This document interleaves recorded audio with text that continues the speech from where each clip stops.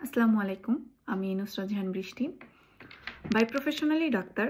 এখন ইউকেতে আছি হায়ার স্টাডির জন্য পোস্ট গ্রাজুয়েশন।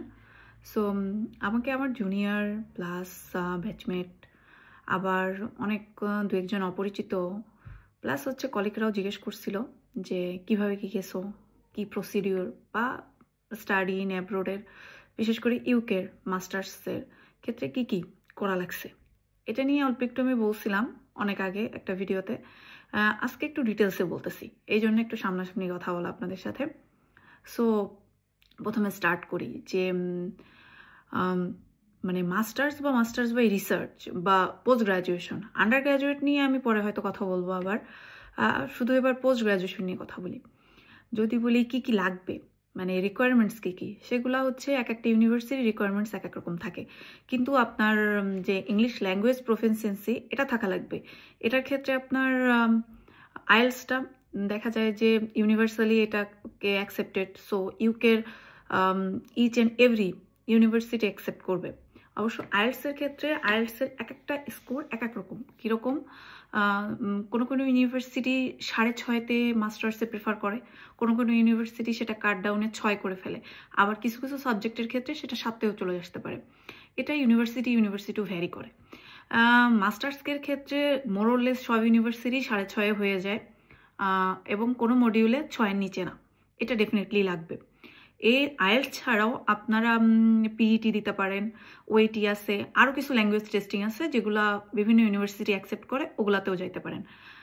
এটা ইউনিভার্সিটির ওই পোর্টালে ঢুকলেই ওখানে আপনার এলিজিবিলিটি বা রিকোয়ারমেন্টস ক্রাইটেরিয়াই থাকতে পারে। আর এবার যদি বলি যে কারা কারা অ্যাপ্লাই করতে পারবেন, সেক্ষেত্রে ধরেন আমার সাবজেক্টে আমি যদি বলি masters by research in public health, এক্ষেত্রে শুধু ডাক্তাররা না, ডাক্তাররা থাকলে এমবিবিএস ডাক্তার প্লাস বিডিএসে যারা আছে তারা, এরপরে আপনার ফার্মাসিস্ট, এরাও কিছু করে। এছাড়া আরও কিছু ক্রাইটেরিয়া আছে, মানে অন্যান্য সাবজেক্টও আছে। ধরেন কেউ ফিজিক্সে পড়েছে বা কেমিস্ট্রিতে পড়েছে, এরাও চাইলে মাস্টার্স বাই রিসার্চে পাবলিক হেলথে জয়েন করতে পারবে। এছাড়া যদি বলেন আরও যে সাবজেক্টগুলো, সেগুলো তো আছে অ্যাভেলেবেল, ওগুলো আপনার এলিজিবিলিটি ভিতরে ঢুকলেই পাওয়া যায়। এখন যদি বলি স্টেপ বাই স্টেপ, তাহলে প্রথমে হচ্ছে আপনার ইউনিভার্সিটি যখন অ্যাপ্লিকেশনের পোর্টাল ওপেন করার টাইমে একটা কথা আছে, যেমন ইউজুয়ালি মাস্টার্সের ক্ষেত্রে 2টা বা 3টা সেশনে ইউকেতে স্টুডেন্ট ভর্তি হয় বা অ্যাপ্লাই করতে পারে। একটা হচ্ছে জানুয়ারি ইনটেক, একটা মে ইনটেক, আর একটা হলো সেপ্টেম্বর ইনটেক। সেপ্টেম্বর ইনটেকটারে ফল ইনটেক বলে, এবং সেপ্টেম্বর ইনটেকে সবচেয়ে বেশি স্টুডেন্ট মাইগ্রেট হয়, ইউকেতে বলেন বা অন্যান্য কান্ট্রিতেও বলেন অ্যাব্রোড স্টাডিতে ক্ষেত্রে। মে আর আপনার জানুয়ারিতে একটু কম হয়। মাস্টার্সের ক্ষেত্রে মেতে ইনটেক আছে, মেবি আন্ডার গ্রাজুয়েটের ক্ষেত্রে মে ইনটেকটা ওইভাবে সব ইউনিভার্সিটির ওপেন নেই, হয়তো কিছু ইউনিভার্সিটি ওপেন করে। এটা ইউনিভার্সিটি টু ইউনিভার্সিটি ভ্যারি করে। এবার যদি আরও ডিটেলসে যাই, তাহলে ধরেন আপনি ইউনিভার্সিটিতে অ্যাপ্লাই করলেন, পোর্টাল ওপেন হলো, আপনি অ্যাপ্লাই করলেন, আপনার সব কাগজপত্র ঠিক আছে। যেমন যদি আমার ক্ষেত্রে বলি, আমি এমবিবিএস ডাক্তার, সো আমার এসএসসি এইচএসসি এর সার্টিফিকেট, ট্রান্সক্রিপ্ট, প্লাস হচ্ছে এমবিবিএস এর সার্টিফিকেট, প্লাস হচ্ছে এমবিবিএস এর ট্রান্সক্রিপ্টটা শুধু আলাদা থাকলে হবে না। যেমন আমাদের ঢাকা ইউনিভার্সিটির আন্ডার বা রাজশাহী ইউনিভার্সিটি বা চিটাগাং ইউনিভার্সিটির আন্ডার থেকে ওগুলাকে, মানে আমাদের যে 4টা থাকে বা 3টা থাকবে, ওগুলোকে কম্পাইল আপ করে একটা করতে হয়, ওইটা সাবমিট করতে হয়। প্লাস হচ্ছে আপনার ইন্টার্নশিপ, তারপরে আপনার বিএমডিসি সার্টিফিকেট, এগুলো সব লাগবে। এগুলো তো ডেফিনেটলি লাগবে। বেসিক যেগুলো আইএলস এর সার্টিফিকেট, এটাও বেসিক লাগবে। এরপরে যদি বলি এছাড়া আর কি কি লাগবে, এছাড়া আপনাকে একটা অবশ্যই যখন আপনি অ্যাপ্লাই করবেন, ওরা আপনাকে যখন ধরেন ফার্স্টে আপনাকে কন্ডিশনাল অফার লেটার দিবে একটা অ্যাপ্লাই করার পরে। কন্ডিশনাল অফার লেটারে আপনার লেখা থাকবে যে এইগুলা লাগবে আপনার, ওগুলো আপনি সাবমিট করলেন। সাথে এসওপি লাগে, একটা পার্সোনাল স্টেটমেন্ট বলে এটাকে আপনার সাবমিট করতে হয়। যে এটাতে কিরকম থাকে কোশ্চেনগুলো, যে আপনি কেন এই সাবজেক্টে যাচ্ছেন, এই সাবজেক্টের আপনি কি করতে যাচ্ছেন, বা এটার ফিউচার কি, আপনি এটাতে কি বেনিফিট হবেন, বা আপনার এটাতে কেন ইন্টারেস্ট, এই বেসিক কিছু জিনিসপত্র থাকে। এইগুলাকে একটু ইলাবোরেট করে লিখে এটা জমা দিতে হয়। এটা পারলে গুগল ঘাটলে বা নিজেরা একটু ঘাটাঘাটি করলে এটা নিজেরাই সঠিকভাবে লেখা যায়। এটা জমা দিতে হয়। এগুলো জমা দেওয়ার ক্রাইটেরিয়া যদি ফিল আপ হয়ে যায়, ইউনিভার্সিটি যদি মনে করে আপনি এলিজেবল, দেন আপনাকে ওরা আনকন্ডিশনাল অফার লেটার দিবে। এই আনকন্ডিশনাল অফার লেটারের পরে আপনাকে ইউনিভার্সিটিতে পে করতে হবে বলতে আপনাকে 1000 দিয়ে একটা সিট বুকিং দিতে হবে, এটা দিয়ে ফেললেন। এরপরে আপনাকে একটা ইউনিভার্সিটির মানে একটা স্টুডেন্ট প্রোফাইল ওপেন করতে হবে। এটা আপনি ইউজুয়ালি আমারটা করা হয়েছিল ব্র্যাক ব্যাংকে। এখানে 10,000-এর মতো একটা অ্যামাউন্ট দিয়ে একটা স্টুডেন্ট ফাইল ওপেন করতে হয়। এটা প্রসিডিওরের মধ্যে, এটা করা লাগবে, ডেফিনেটলি করা লাগবে। এটা আপনি ইউকে হন বা আপনি ইউকের বাইরে যে কোনো ইউনিভার্সিটিতে গেলেও আপনার একটা স্টুডেন্ট ফাইল ওপেন করতে হয় যে কোনো একটা ব্যাংকের ক্ষেত্রে। ওটা থেকে কিছু ট্রানজেকশনই করতে হয়। এরপরে আপনি যে 1000 দিয়ে সিটটা বুকিং করে ফেললেন, গেল ওই সেকশনটা চলে গেল, আপনার সিট বুকিং হয়ে গেছে। এবার আপনাকে দিতে হবে কাস ইন্টারভিউ। কাস ইন্টারভিউতেও খুব একটা না যে অনেক কোশ্চেন করবে, অনেক কিছু করবে, এরকম না। মানে খুব কঠিন করে যে আপনাকে অনেক ডিপে সাবজেক্ট হিসেবে জিজ্ঞেস করবে, এরকম কিছু কিন্তু না। খুব বেসিকের উপর দিয়ে, সিম্পলের উপর দিয়ে কোশ্চেনগুলো যায়। কাস ইন্টারভিউ নিয়ে আমি আলাদাভাবে বলবো, এরপরও একটু বলে দিই। ধরেন ওখানে জিজ্ঞেস করতে পারে আপনি এই সাবজেক্টে ইন্টারেস্ট কেন, এটা নিয়ে আপনার ফিউচার প্ল্যান কি, আপনি যদি দেশে ফিরে যান এটাতে আপনি কি কি করতে পারেন, বা আপনি কোন জবে যাইতে চান, বা ইউকেতে আসার পরে ইউকের কালচারের সাথে কিভাবে অ্যাডাপ্ট হবেন, ইউকেতে আসার পরে আপনি কি পার্ট টাইম জব করবেন সাথে, নাকি আপনি শুধুই ওইটাকে কি বলে শুধুই পড়াশোনায় মনোযোগ দিবেন, আপনার ফিনান্সিয়াল সাপোর্ট কে দিচ্ছে আপনি এখানে যে আসতেছেন। এইসব বেসিক কিছু কোশ্চেন থাকে, এগুলো আপনাদের করতে হবে। মানে পড়তে হয়, স্ক্রিনে আসে, ওটা ভিডিও রেকর্ডিং হয় এবং ওটাকে সাবমিট করতে হয়। এমন না যে আপনাকে ইন্টারভিউ কেউ নিবে, আপনাকে দিতে হবে। এই জন্য ওটা নিয়ে খুব অনেক সময় ওটাতে একবারে সাবমিট করলেন, ওদের পছন্দ হইলো না, ওরা আপনাকে ব্যাক ইমেল দিবে যে আপনাকে এটা আবার রিভিউ করে আবার দিতে হবে। সো ওটা অনেকে 2বার কি 3বারও দেয়, এটা কোনো খুব একটা বেশি কিছু না। কাসে যখন হয়ে যাবেন, কাস ইন্টারভিউ যখন হয়ে যায়, কমপ্লিট হয়ে যায়, আপনাকে আরো 4000 দিতে হবে। মানে আপনাকে দেশ থেকে কমপক্ষে 5000 দিয়ে আসতে হবে। 5000 পাউন্ড ইউকের ক্ষেত্রে। 5000 পাউন্ডে যদি বাংলাদেশি কনভার্ট করেন, যদি এভারেজে এক পাউন্ড সমান 160 ধরেন, 158, 160, 162 এরকমই থাকে ইউজুয়ালি এখন চলতেছে রেটিং। এটা ভ্যারি করে, এটা তো জানেনি যে কারেন্সি ভ্যারি করে। সো সেক্ষেত্রে দেখা যাবে যে 160 যদি ধরেন তাহলে 8 লাখ আসে। সো আপনাকে 8 লাখ ডিপোজিট করে দিতে হবে, মানে আপনার সিট বুকিং। কাস ইন্টারভিউ হয়ে গেলে আপনাকে যখন ওরা কাস লেটার দিয়ে দেবে, ফাইনাল কাস লেটার, যেটা আপনি ভিসা অফিসে বা ভিসাতে সাবমিট করবেন ভিসা অ্যাপ্লিকেশন করার সময়, ওইটা হয়ে গেল। এর আগেও আপনাকে কিছু কাজ করতে হবে, যেমন একটা এফিডেভিট করা লাগবে। এফিডেভিট করা লাগবে বলতে আপনার স্পন্সরকে, আপনার এই যে স্টাডিতে আসছেন এটার খরচ কে বহন করবে। যদি আপনার বাবা মা হয় তাহলে বাবা মা, যদি আপনি বিবাহিত হন, আপনার হাজব্যান্ড বা ওয়াইফ যেই হয়, সেক্ষেত্রে এটা আপনাকে তা নিয়ে কোর্ট থেকে এটাকে আপনার এফিডেভিট করে আনতে হবে। এটা তো ডেফিনেটলি লাগবে।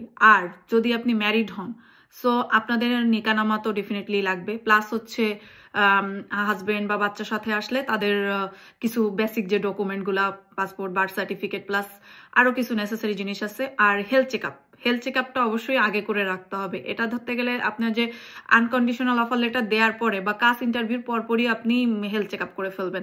ইউকেতে আসার জন্য হেলথ চেকআপে তেমন কিছু না। ইউএস এর ক্ষেত্রে blood test, urine test, plus আরও অনেক কিছু করা হয়।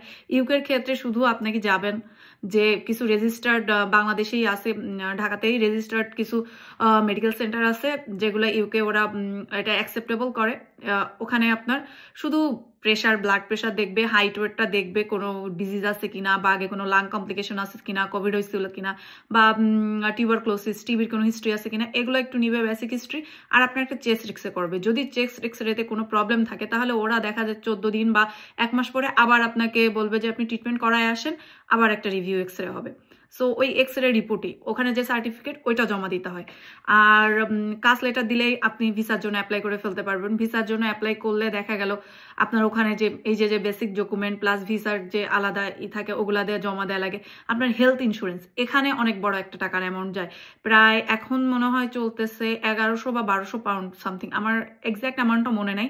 এটাও আপনার অনেক বড় একটা যে আপনি 1 বছরের জন্য, এটা অনলি ওয়ান ইয়ার, আমি শুধু মাস্টার্সের ক্ষেত্রে বলতেছি, মাস্টার্স বাই রিসার্চ, যেটা আমাদের 1 বছরের বলা হয় 1 বছর, কিন্তু আমাদের ভিসাটা দেয় আপনার জানুয়ারি থেকে মে পর্যন্ত, ওই কিছুটা টাইমই থাকে। এইটার টাইমে শুধু 1000 বা 1200 পাউন্ড যাবে আপনার হেলথ ইন্স্যুরেন্সের শুধু।